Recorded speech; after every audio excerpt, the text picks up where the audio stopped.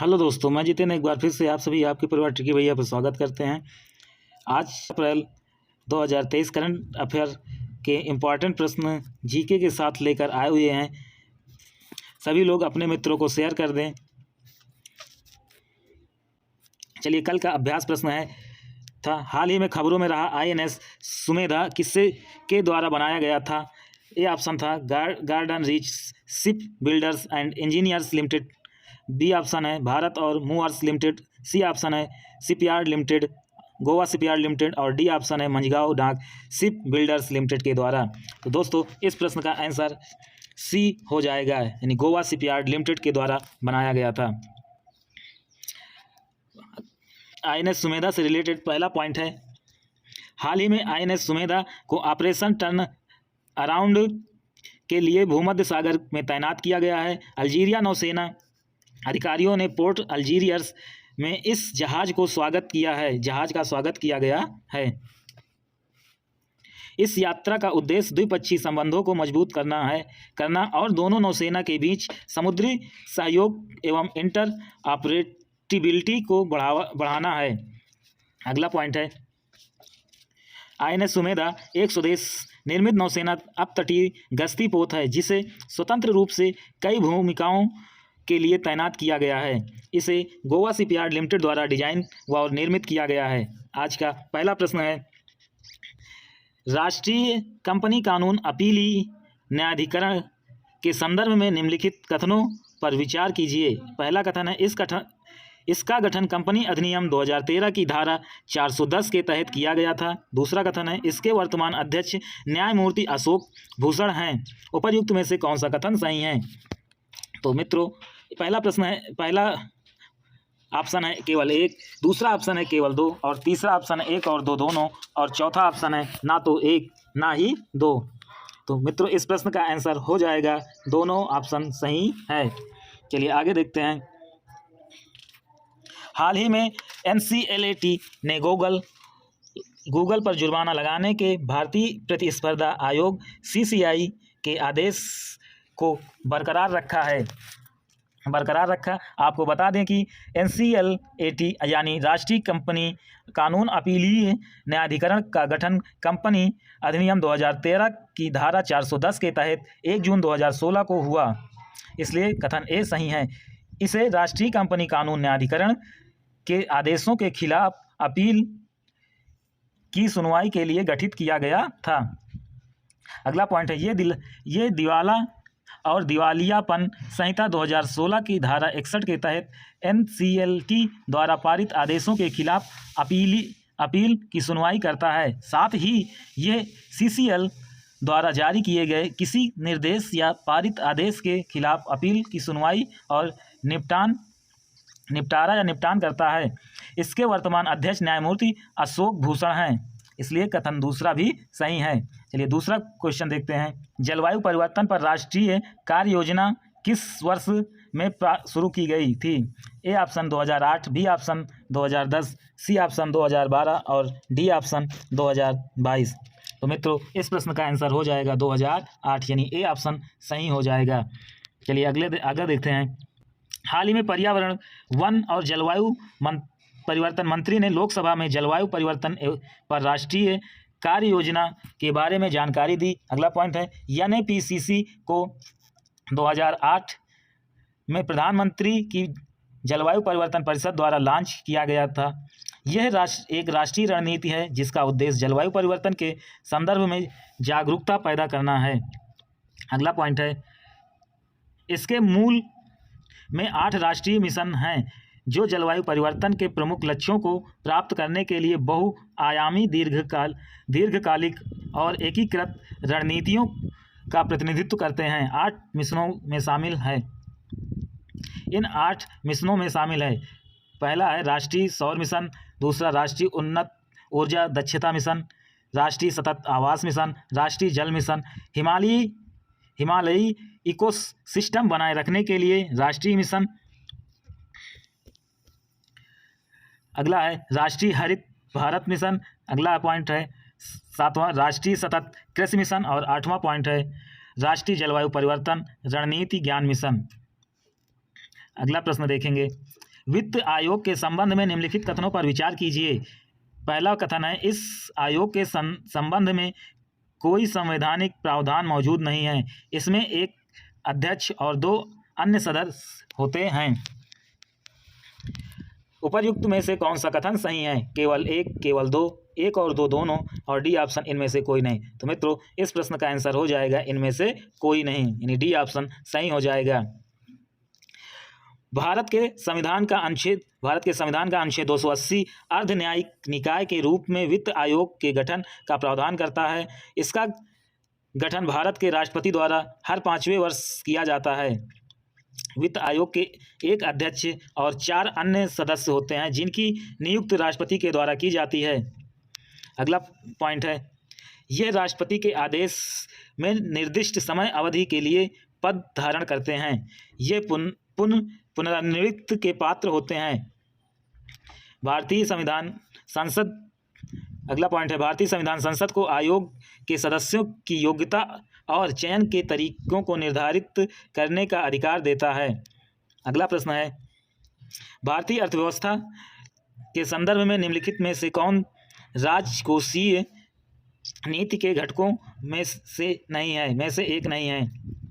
A option सरकारी प्राप्तियां, B option सरकारी व्यय, सी ऑप्शन सार्वजनिक ऋण और डी ऑप्शन है संवैधानिक तरलता अनुपात। तो मित्रों, इस प्रश्न का आंसर हो जाएगा संवैधानिक तरलता अनुपात, यानी डी ऑप्शन सही हो जाएगा।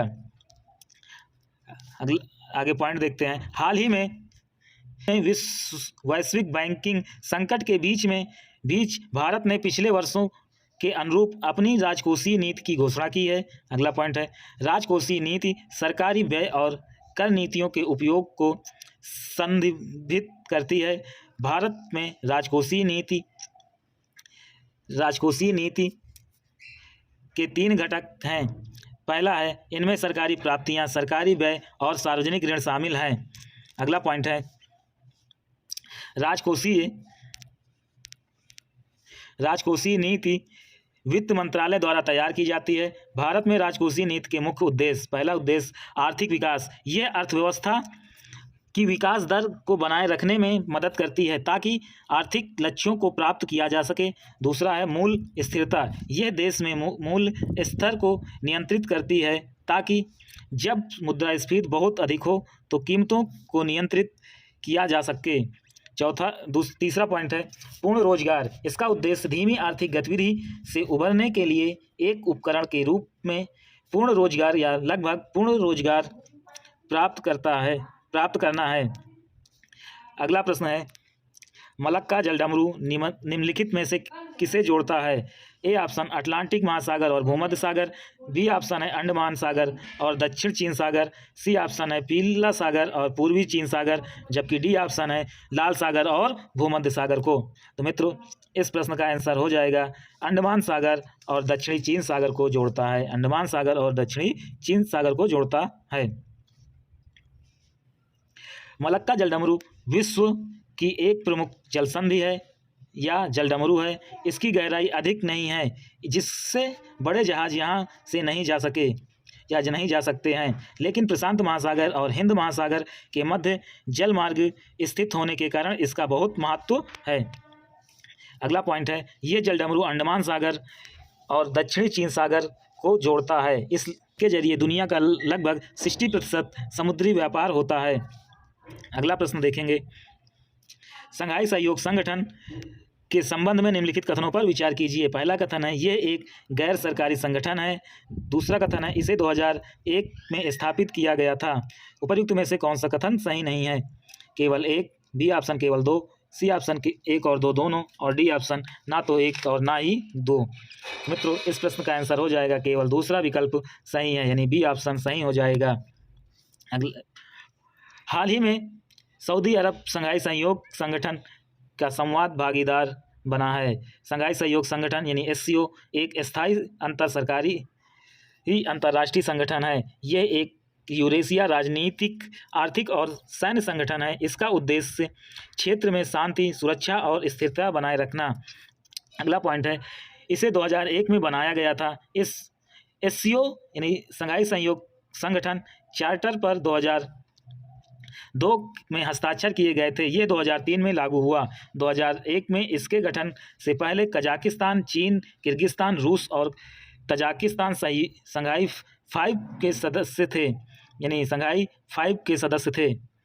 इसे उज्बेकिस्तान के प्रवेश के बाद संघाई 5 का नाम बदलकर संघाई सहयोग संगठन कर दिया गया। भारत और पाकिस्तान 2017 में इसके सदस्य बने। कुछ समय पूर्व ये घोषणा की गई कि जल्द ही ईरान इस संगठन पूर्ण सदस्य बन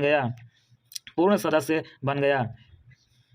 अगला प्रश्न है, स्वीडन के संदर्भ में निम्नलिखित कथनों पर विचार कीजिए। ये दक्षिण पश्चिमी यूरोप में स्थित एक देश है। दूसरा कथन है, ये बाल्टिक सागर के साथ अपनी सीमा साझा नहीं करता है। पहला कथन भी गलत है और दूसरा भी कथन गलत है, डी ऑप्शन सही हो जाएगा। हाल ही में फ्रांस के विदेश मंत्री ने कहा है कि स्वीडन और फिनलैंड जल्द ही नाटो में शामिल हो सकते हैं। बता दें कि स्वीडन उत्तरी यूरोप में स्कैंडिनेवियाई प्रायद्वीप पर स्थित एक देश है। ये स्कैंडिनेवियाई प्रायद्वीप के बड़े हिस्से में फैला हुआ है और ये प्रायद्वीप को ये नॉर्वे के साथ साझा करता है। ये बाल्टिक सागर से सीमा साझा करने वाले देशों में से एक है। अगला पॉइंट है, बाल्टिक सागर अटलांटिक महासागर की एक शाखा है जो Denmark, Estonia, Finland, Germany, Latvia, Lithuania, Poland, रूस, स्वीडन और उत्तर एवं मध्य यूरोपीय मैदान से घिरा हुआ है। अगला प्रश्न देखेंगे, भारत निर्वाचन आयोग के संदर्भ में निम्नलिखित कथनों पर विचार कीजिए। इसकी स्थापना 25 जनवरी 1950 को हुई थी। इस आयोग के मुख्य चुनाव आयुक्त। दूसरा कथन है, इस आयोग में एक मुख्य चुनाव आयुक्त और 2 चुनाव आयुक्त होते हैं। उपर्युक्त में से कौन सा कथन सही है?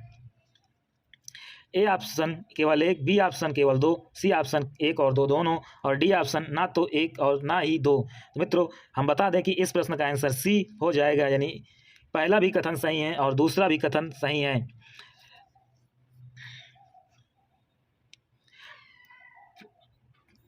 हाल ही में निर्वाचन आयोग ECI ने इलेक्शन कमीशन ऑफ इंडिया, हाल ही में भारत निर्वाचन आयोग ECI का फुल फॉर्म है इलेक्शन कमीशन ऑफ इंडिया ने कर्नाटक विधानसभा चुनावों के लिए तारीख की घोषणा की। आपको बता दें कि भारत निर्वाचन आयोग एक संवैधानिक निकाय है। इसकी स्थापना 25 जनवरी 1950 को संविधान के अनुसार की गई थी। यह निकाय भारत में लोकसभा, राज्यसभा और राज्य विधानसभाओं के चुनावों के साथ राष्ट्रपति और उपराष्ट्रपति के पदों का चुनाव कराता है। अगला पॉइंट है, इस आयोग में एक मुख्य चुनाव आयुक्त और 2 चुनाव आयुक्त होते हैं। भारत का राष्ट्रपति एक मुख्य चुनाव आयुक्त और चुनाव आयुक्तों की नियुक्ति करता है। इनका कार्यकाल 6 वर्ष या 65 वर्ष की आयु जो पहले हो तक होता है। अगला प्रश्न देखेंगे, भारत में बाघों के संबंध में निम्नलिखित कथनों पर विचार कीजिए। पहला कथन है, रॉयल बंगाल टाइगर भारत में ही पाए जाते हैं। दूसरा कथन है, पाकिस्तान टाइगर रेंज कंट्रीज में शामिल है। उपर्युक्त में से कौन सा कथन सही है? तो मित्रों, ना तो 1 और ना ही 2 दोनों कथन गलत हैं। चलिए करंट अफेयर देख लेते हैं इससे रिलेटेड। हाल ही में अफ्रीकी चीतों को सफलतापूर्वक भारत में स्थानांतरित किए जाने के बाद सरकार कुछ बाघों को कंबोडिया भेजने पर विचार कर रही है। कंबोडिया में आखिरी बाघ 2007 में देखा गया था। कंबोडिया में पाया जाने वाला इंडो चाइनीज बाघ रॉयल बंगाल टाइगर से छोटा होता है। बता दें कि रॉयल बंगाल टाइगर मुख्य रूप से भारत, नेपाल, भूटान, बांग्लादेश में पाया जाता है। अगला पॉइंट है, टाइगर रेंज में दुनिया के 13 देश शामिल हैं। टाइगर रेंज में दुनिया के 13 देश शामिल हैं, जो इस प्रकार से हैं: बांग्लादेश, भूटान, चीन, Cambodia, Bharat, Indonesia, Laos, Malaysia, Myanmar, Nepal, रूस, थाईलैंड और वियतनाम शामिल हैं। 2010 में टाइगर रेंज देशों ने 2022 तक बाघों की आबादी को 2 गुना करने का लक्ष्य रखा है। भारत ने समय से पहले लक्ष्य को पूरा कर इतिहास रचा है। और आज का आखिरी प्रश्न यानी अभ्यास प्रश्न है, यह भारत का पहला राष्ट्रीय उद्यान है जो हिमालय की तलहटी में स्थित है। पहले इसका नाम हैली नेशनल पार्क था। रामगंगा नदी इस उद्यान को जीवित रेखा है। उपर्युक्त के आधार पर राष्ट्रीय उद्यान की पहचान कीजिए। ए ऑप्शन केबुल लामजाओ राष्ट्रीय उद्यान, बी ऑप्शन जिम कॉर्बेट राष्ट्रीय उद्यान, सी ऑप्शन नामदफा राष्ट्रीय उद्यान और डी ऑप्शन कंचनजंगा राष्ट्रीय उद्यान। दोस्तों इस प्रश्न का आंसर आप लोग कमेंट में बताइएगा। अगर चैनल पे नए हैं तो चैनल को सब्सक्राइब कर लें और साथ ही में बेल नोटिफिकेशन को ऑन कर लें ताकि हमारी नई वीडियो की अपडेट आपको मिलती रहे। आज की क्लास कैसी लगी तो कमेंट में ज़रूर बताएं।